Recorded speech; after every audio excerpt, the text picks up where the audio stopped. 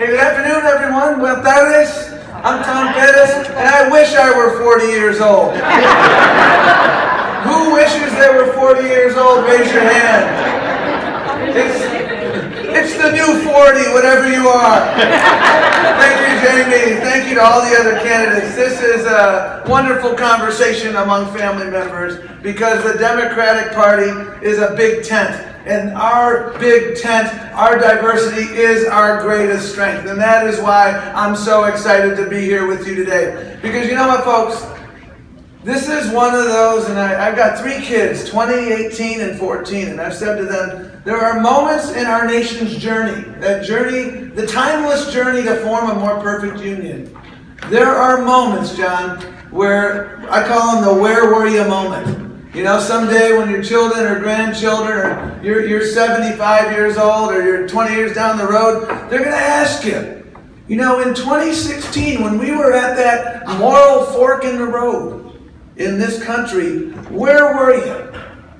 Because we are at that fork in the road. I firmly believe that e pluribus unum still means something in this country. I still believe that somos los Estados Unidos, no somos los Estados divididos. We are the United States of America, not the divided states of America. And that is why I believe that this election to be the head of the DNC is one of the most important elections in our party's history. Because we need a leader who can motivate people, inspire people, speak to the big tent that is the Democratic Party, can make sure that they know how to run a complex organization. And that is what this choice is about, and can articulate that vision in all 50 states, the territories, the District of Columbia.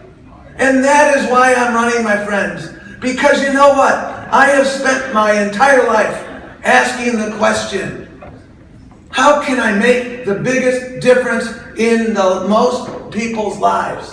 That's how I've spent my entire life. And I want to tell you very briefly a little bit about myself, why I'm running, why I believe I could do this job well, and then I want to make sure that I get your input in the weeks ahead, in the days ahead. Because you know what, folks? If there's one thing I've learned from running, having the privilege of running the Department of Labor, and the Civil Rights Division at DOJ before that, and the Maryland Department of Labor, it's that good leaders are good listeners. Good leaders build an inclusive table of opportunity. Good leaders have a vision. And good leaders develop that vision in collaboration with others, not coming down on others. That's been my whole life. I'm Buffalo Dominican.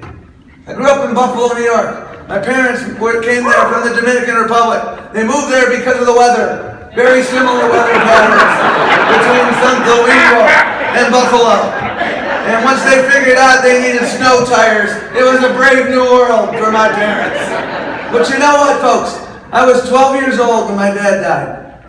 And my surrogate father, my dad died June 29th, 1974. My surrogate father died June 29th, 2007. And his wife, my surrogate mother, died June 29th, 2010. You'll never be able to convince me that was a coincidence. And my parents taught me that you should always leave the ladder down for others, because they had to leave the Dominican Republic to flee a brutal dictator. This was the land of opportunity. And my surrogate father was a Teamster. He taught me the importance of the union movement. He taught me that when unions succeed, the middle class succeeds. When unions succeed, companies succeed. When unions succeed, families succeed. And when unions succeed, America succeeds. Those were the lessons I learned in my youth. And when my dad passed away, you know what? I felt like $1 million. Even though we didn't have $1 million. And thank God for Pell Grants. Thank God for jobs, whether it was working on the back of a trash truck or working, picking up golf balls. You should wear a helmet when you do that. And working at Sears. That's how I got through school. And I had the privilege of going to some of the best schools. And with that privilege comes responsibility. And my entire life has been about fighting for progressive values. And not just dreaming progressive values, but living them and doing them. because this is about not only who has the vision, but who has the capacity to carry out that vision. And I've had the privilege of working at the Department of Justice. Texas is the Full Employment Act for the Civil Rights Division of the Department of Justice. I'm here to tell you that. I know a lot about the state of Texas because we sued you left and right. We sued you because when you did redistricting, it was intentionally discriminatory. You were trying to make it harder for black people and Latinos to vote. That's what you were doing, and you all know that. And we sued you on your voter ID law because how is it that a gun license is good enough but a college ID is not? That's wrong. That's damn wrong. And that is why I've been fighting for those things every day. I worked for the most successful progressive Democrat, I believe, in United States history, Ted Kennedy. And he taught me a lot. Progressives must have passion. Progressives must partner. And progressives must understand that idealism and pragmatism are not mutually exclusive. And over the last 8 years, I've had the privilege of working for what I believe will be, history will judge as one of the most consequential presidents in American history, Barack Obama. And I firmly believe that. And you know what? We had an opportunity to make a difference, and we did. Whether it was fighting all those states like Arizona, passing those immigration laws, whether it was going after police departments like Joe Arpaio, and we did a lot of that. And at the Labor Department, working with our brothers and sisters in the union movement, had the privilege of working with the CWA when we settled the Verizon strike, the West Coast ports. This is about results, my friends.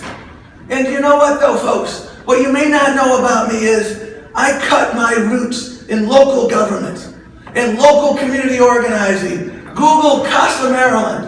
When I started working on the board of Casa, Maryland, it was in the basement of a church.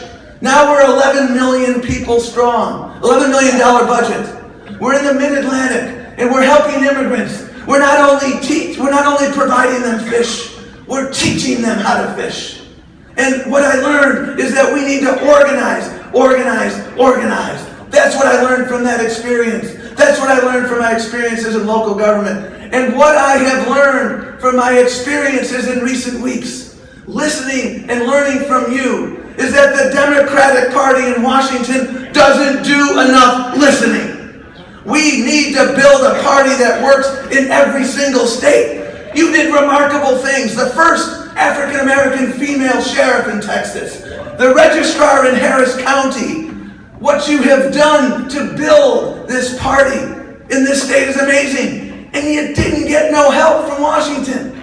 Imagine what we can do with a DNC chair who has a big table, who understands that we all succeed only when we all succeed. That is my vision. That is my commitment to you, that we will work together. You will be an equal party. Because you know what? I think the Democratic Party is a complex organization. And I think the leader of the Democratic Party must have a significant amount of demonstrated success in leading complex organizations. The Department of Labor is 16,000 employees, $45 billion budget. We got a headquarters staff. We got folks in the field. A lot of times the headquarters staff, you think the folks in the field are cowboys. The folks in the field think the headquarters staff doesn't know what they're doing. Does that sound familiar? Nobody has listened to you. We were able to go from second to the bottom on employee satisfaction when I arrived to the top third in results announced just 2 days ago. Because you know what? I'm not afraid to admit to you that I have seldom had an original idea in my life. But you know what? I pride myself in being a good listener. And here's what I've learned from my listening so far. Texas can no longer be an ATM machine for the Democratic Party. Here's what else I've learned. We got to keep suing states like Texas and North Carolina that do nefarious things. But don't fool yourselves, folks. Just suing them is not enough. Because I know your state districts. If you look at the lawsuit, you've got districts in Texas right now that have 65% citizen age voting of Latinos, and we still can't elect people. So we've not only got to sue, we've got to organize. And that's the commitment you have from me. We will work together. We will work together to build an America that works for everyone. We'll fight Donald Trump when we have to, but we will also articulate that message of inclusion and opportunity, that universal message that works in rural America, in urban America, across the United States of America. That's why I'm in this race, folks. We gotta stop fretting, we gotta start fighting. And that's why I'm in. Thank you very much.